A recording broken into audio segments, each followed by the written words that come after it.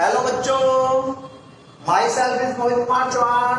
Today I am going to start band theory. Okay, before band theory, I explained you conductor, semiconductor, insulator, p-type and n-type semiconductor. Okay, तो बेटा जल्दी से मैं अपनी band theory को start करूं इससे पहले आप मेरे चैनल को लाइक करें, सब्सक्राइब करें और अपने फ्रेंड्स को शेयर करें। ओके बेटा, तो देखिएगा बैंड थ्योरी में, बेटा बैंड थ्योरी में main points of this theory are given below. देखो main points, the main points of this theory are given below. बेटा मेन पॉइंट्स क्या क्या हैं?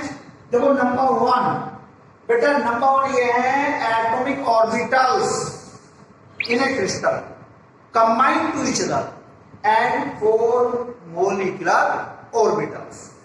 ठीक है, तो बेटा देखिएगा, तो ये बैंड थ्योरी क्या कहती है? सबसे पहले इसी बात को कहती है कि atomic orbitals of atom in a crystal combine to 4 molecular orbitals. ठीक है बेटा, and these molecular orbitals are separate throughout the crystal. तो ठीक है, जल्दी से आप फर्स्ट पॉइंट लिखेंगे, लिखिएगा according to this theory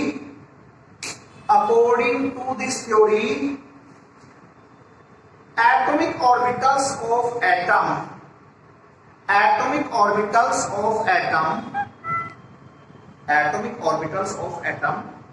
in a crystal combine to 4 molecular orbitals, and these molecular orbitals are separate throughout the crystal. First point याद हुआ है नहीं हुआ? According to this theory atomic orbitals in a atom, atomic orbitals of a atom in a crystal combine to 4 molecular orbitals, and these molecular orbitals are separate throughout the crystal. Okay बेटा, now बेटा second point, अब एक बात आओ, जैसे कोई आपका metal का क्रिस्टल है, अब जैसे इसमें एटम इंक्रीज होंगे, तो बेटा मेटल ये मोलिकुलर ऑर्बिटल क्या होंगे? इंक्रीज होंगे। जब मोलिकुलर ऑर्बिटल्स इंक्रीज होंगे तो क्या होगा? तो बेटा उनके बीच एनर्जी गैप डिक्रीज होगा, नहीं होगा? क्यों? अब मोलिकुलर ऑर्बिटल्स क्या होंगे? पास आ रहेंगे। ठीक है, तो सेकंड पॉइंट यही है, लिखिएगा as the number of atoms in a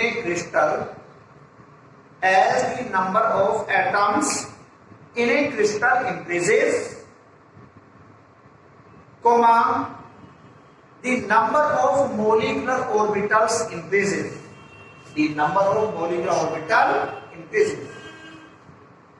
So their energy gap decreases. Actually देखो जैसे एटॉमिक ऑर्बिटल इसके अंदर एटम्स इसके अंदर एंटर हुए, मोलिकुलर ऑर्बिटल बढ़े, घने हो गए ना। अब मोलिकुलर ऑर्बिटल क्या होंगे? पास आ जाएंगे, तो उनके बीच एनर्जी गैप क्या होगा? कम हो जाएगा। ये मान लो पहले तो थे इतनी दूरी पर, अब जब एटम बढ़े, अब ये आगे पास, तो ये एनर्जी गैप दोनों के बीच क्या हो रहा है? डिक्रीज हो रहा है। नंबर 3 पॉइंट देखो, थर्ड पॉइंट बेटा ये है ऑल दी मोलिकुलर ऑर्बिटल्स, हम इन मोलिकुलर ऑर्बिटल्स को बोलते हैं बैंड। ठीक है, तो लिखिएगा number 3, all the molecular orbitals are very close to each other. All the molecular orbitals are very close to each other and collectively known as bands. एक साथ हमने सभी को क्या बोल दिया? Bands. And collectively are known as bands. ठीक है बेटा, number 4, there are 2 types of band. 2 type के बैंड हो गए हैं। ठीक है, नंबर ए, अब देखो इसके 4 पार्ट के 2 पार्ट हैं। Number A valency band, definition लिखेंगे वैलेंसी बैंड की, और दूसरा भी है कंडक्शन बैंड। बेटा पहले आप वैलेंसी बैंड की डेफिनेशन लिखिएगा। वैलेंसी बैंड, देखो वैलेंसी बैंड जो होते हैं, हाँ तो देखो बेटा वैलेंसी बैंड लिखिए, the atomic orbitals, valency band में लिखेंगे dash R, the atomic orbitals with filled electron, the atomic orbitals with filled electrons from the inner shell, जो इनर सेल में होते हैं, इनर सेल बाहर वाले से अंदर वाले सेल, देखो जैसे nucleus, first shell, second, third, fourth, बेटा ये तो बाहर वाले से अंदर वाले सेल, ये होते हैं इनर सेल। ठीक है बेटा, the atomic orbitals with filled electron from the inner shell form valency band, form valency band. अब बेटा आप जानते हैं बैंड से इलेक्ट्रॉन बाहर नहीं निकल सकते ना भाई, इनसे इनर सेल से इलेक्ट्रॉन बाहर नहीं निकल सकते, तो लिखिएगा इसमें, हाँ, these electrons are not free, these electrons are not free, these electrons are not free, but these are involved in bonding, लेकिन ये बॉन्डिंग में इन्वॉल्व हो जाते हैं। ठीक है, these electrons are not free for movement, बेटा एक वर्ड और पढ़ाइए, these electrons are not free for movement since they are involved in bonding, लेकिन ये बॉन्डिंग में इन्वॉल्व होते हैं। ठीक है बेटा, ये तो हो गए कंडक्शन बैंड, पता लगी ना, sorry valency band, valency band की पता लगी ना, कि जो इनर सेल के इलेक्ट्रॉन है ये वही बैंड बनाते हैं और इनमें इलेक्ट्रॉन फ्री नहीं रहते मूव करने के लिए, लेकिन ये बॉन्ड बनाने में इन्वॉल्व रहते हैं। कंडक्शन बैंड में क्या होता है, यहाँ पे इलेक्ट्रॉन फ्री रहते हैं मूव होने के लिए, क्यों, यही तो डिफरेंस है। तो लिखिएगा कंडक्शन बैंड में atomic orbitals which are partially filled, बेटा पार्शियली फील्ड एम्प्टी, बाहर वाले तो होगा है ना, बाहर वाला सेल, लिखिएगा atomic orbitals which are partially filled, which are partially filled और एम्प्टी, और एम्प्टी, और एम्प्टी ऑन ओवरलैपिंग, ओवरलैपिंग के द्वारा, जो पार्शियली फील्ड होते हैं या एम्प्टी होते हैं, on overlapping form closely placed molecular orbitals, form closely closely placed molecular orbitals, ठीक है, for closely placed molecular orbitals, are known as conduction band, are known as conduction band। ठीक है, full stop। The electrons of conduction band can delocalize, the electrons of conduction band can delocalize,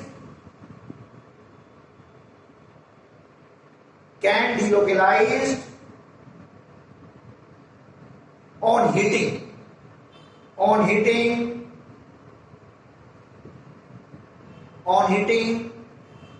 and through electricity, बेटा electricity pass करने पर और heat करने पर ये electron क्या होते हैं, एक जगह से दूसरी जगह पहुंच जाते हैं, इसके कंडक्शन में। तो बेटा ये थी आपकी बैंड थ्योरी।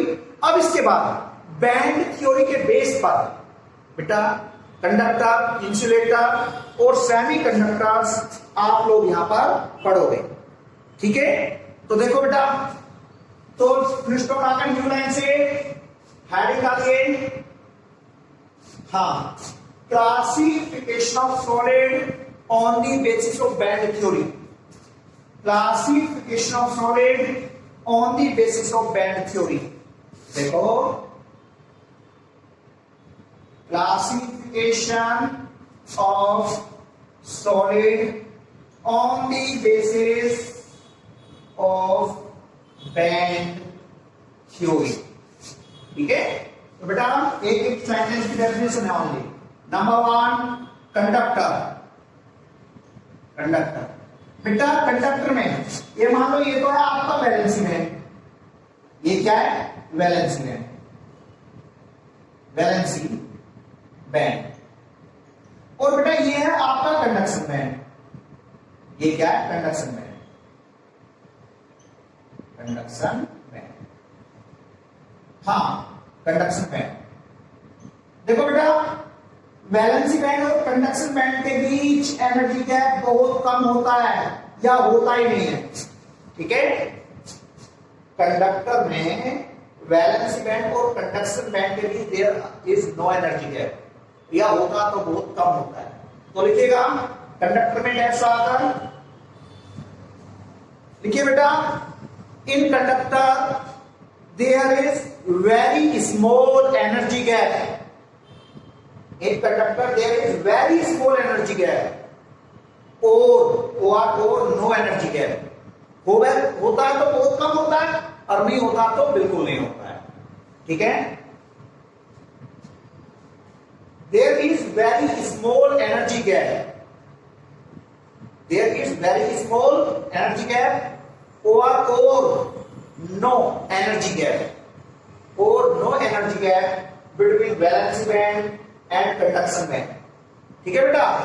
वैलेंसी बैंड और कंडक्शन बैंड के बीच या तो एनर्जी गैप होता नहीं है और होता तो बहुत बहुत कम होता है। अब नंबर 2 इंसुलेटर, इंसुलेटर बेटा इंसुलेटर में एनर्जी गैप बहुत ज्यादा होता है, ठीक है। देखो जैसे ये तो हमारा कंडक्शन बैंड है, ये हमारा कंडक्शन बैंड है और ये हमारा वैलेंसी बैंड है, ये वैलेंसी बैंड, वैलेंसी बैंड। अब देखो इनके बीच की लार्ज एनर्जी गैप है, large energy gap, large energy gap, ठीक है बेटा। और इसे हम फोरबिडन जोन भी बोलते हैं, फोरबिडन जोन के नाम से भी जानते हैं। देखो तो बेटा लिखिएगा इंसुलेटर में there is large energy gap, there is large energy gap between valency band and conduction band, between valency band and conduction band, ठीक है। फिर तो न्यू लाइन से लिख लेंगे, न्यू लाइन से a large energy gap is known as forbidden zone, large energy gap is known as forbidden zone, ठीक है बेटा। फिर इसके बाद सेमी कंडक्टर की डेफिनेशन, सेमी कंडक्टर, ठीक है, सेमी कंडक्टर, सेमी कंडक्टर की डेफिनेशन बेटा यहां पर एनर्जी गैप कम होता है। देखो ये कंडक्शन बैंड है, कंडक्शन बैंड, और ये क्या हमारा वैलेंसी बैंड, वैलेंसी बैंड बेटा यहां पर ये लो एनर्जी गैप है, लो एनर्जी गैप, ठीक है। तो लिखिएगा भाई सेमीकंडक्टर में लिखिएगा there is low energy gap between valency band and conduction band, ठीक है। There is low energy gap between valency band and conduction band. अब बेटा इसके बाद आपका टॉपिक आता है यहां पर बेटा कुछ मैग्नेटिक प्रॉपर्टीज है, diamagnetic, paramagnetic, ferromagnetic, ferrimagnetic, anti ferromagnetic, सारे मैं डिस्कस कर रहा हूं, ठीक है। तो यहां पर आप लोग ध्यान करो मैग्नेटिक प्रॉपर्टीज, जनरली आपके पढ़े हुए यानी कि 11th क्लास में, और मैं यहां पर लेकर चल रहा हूं, देखिएगा magnetic properties, magnetic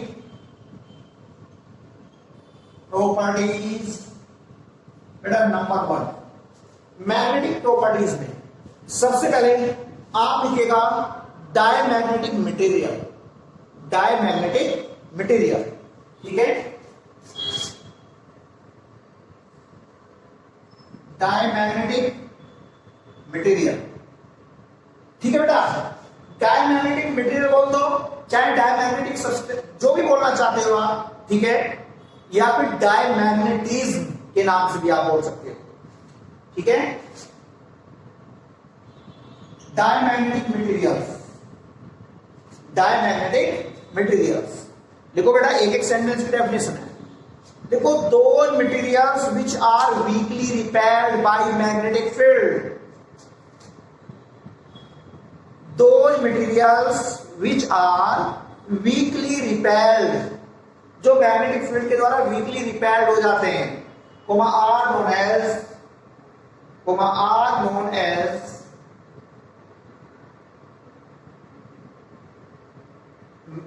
diamagnetic materials.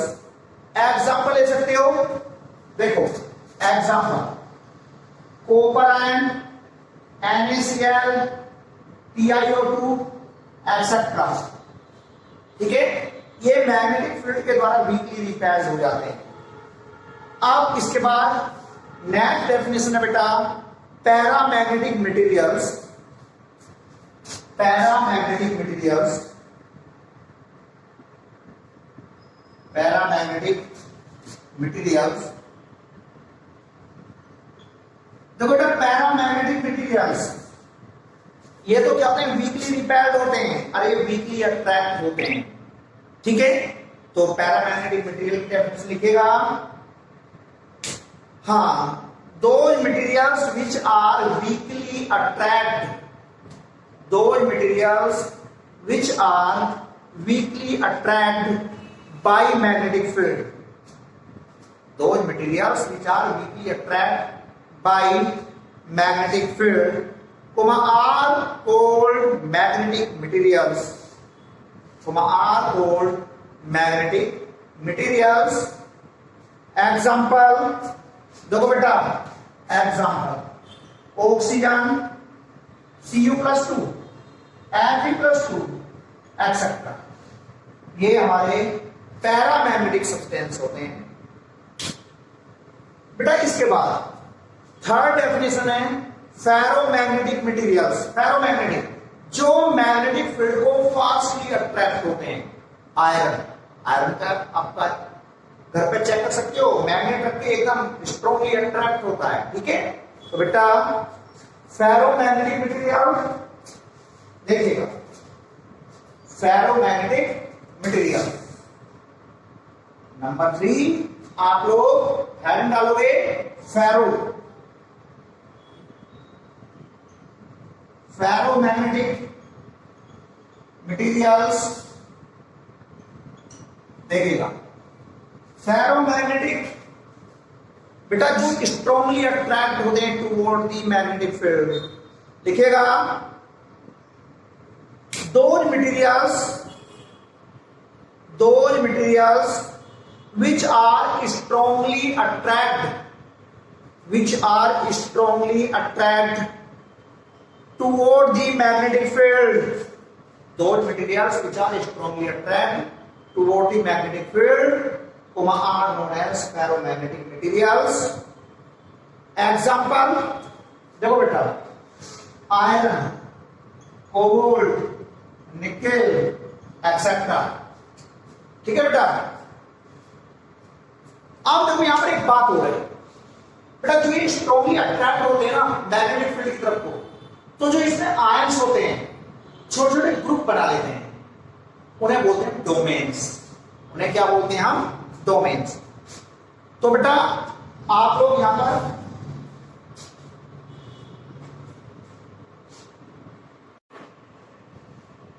आप लोग पढ़ोगे domain.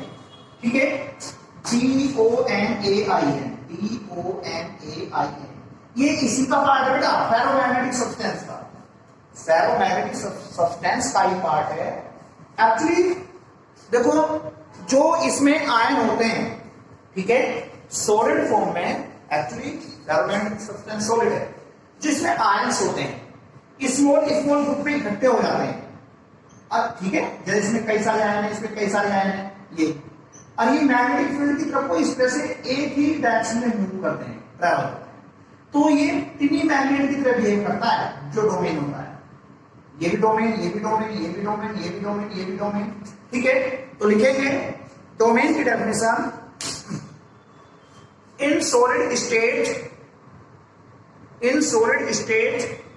the metal ions of ferromagnetic substance, in solid state the metal ions of ferromagnetic substance are grouped together in a small region, are known as domains, ठीक है। सृष्टों का अगर फिर भी line से लिखिएगा, in ferromagnetic substance all domains attract toward the magnetic field,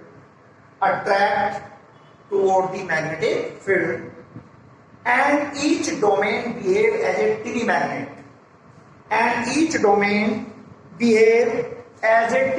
छोटा चुंबक, TIN टिनी मैग्नेट। ओके, तो बेटा इसमें सभी डोमेन एक ही डायरेक्शन में, इस तरह से हम शो कर सकते हैं, एक ही डायरेक्शन में होते हैं इस तरह, ठीक है। अब इसके बाद आप लोग यहां पर हेडिंग डालेंगे anti ferromagnetic substance, anti ferromagnetic material,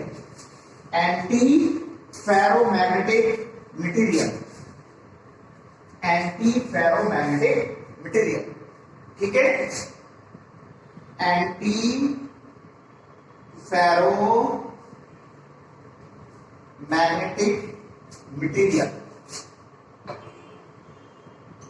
anti ferromagnetic material, बेटा एंटी फेरोमैग्नेटिक मटेरियल में ना पता क्या होता है, एक डोमेन जो है ऊपर की साइड को, तो एक डोमेन नीचे की साइड को, ऊपर की साइड को नीचे की साइड को, ऊपर की साइड को नीचे की साइड को, यानी कि होते तो इक्वल है लेकिन पैरेलल और एंटी पैरेलल इक्वल वे में, ठीक है, इस तरह से।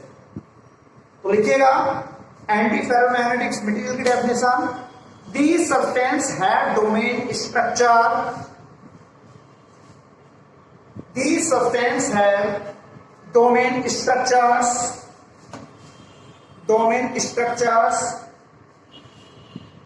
similar to ferromagnetic substance, ठीक है बेटा। These substances have domain structures similar to ferromagnetic substance, but here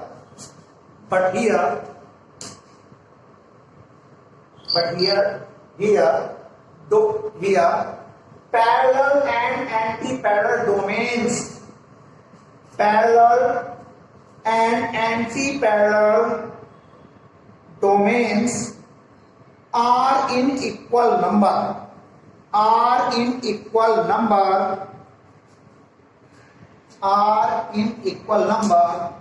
so their magnetic moment cancel out to each other. So their magnetic moment इसका इससे cancel, इसका इससे cancel, इसका इससे cancel. So their magnetic moment cancel out to each other. बेटा अब एक definition यहां पर और बचती है, फेरी मैग्नेटिक सब्सटेंस, फेरी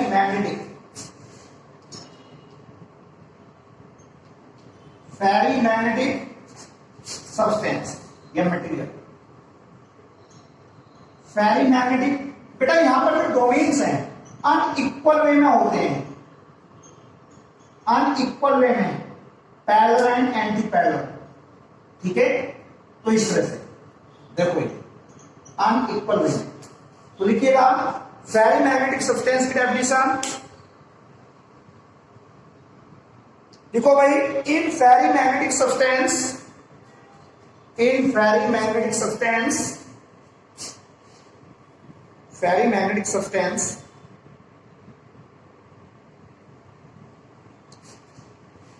या in ferrimagnetic substance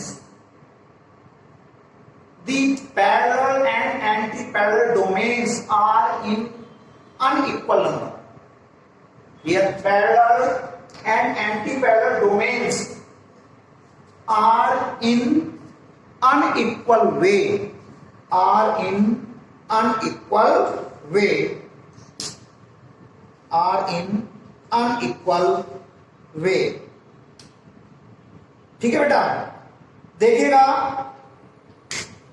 are in unequal वे। बेटा इसका जो एग्जाम्पल है, इसका एग्जाम्पल आप जो Fe3O4 केवल एक एग्जाम्पल, ज्यादा याद नहीं रहेंगे, Fe3O4। बेटा इसका भी एक एग्जाम्पल आप जो मैंगनीज ऑक्साइड, इसका भी एग्जाम्पल MnO मैंगनीज ऑक्साइड और इसका Fe3O4। तो बेटा हमारे इस चैनल को लाइक करें, सब्सक्राइब करें, ठीक है बेटा, और अपने फ्रेंड्स को शेयर करें। Okay okay.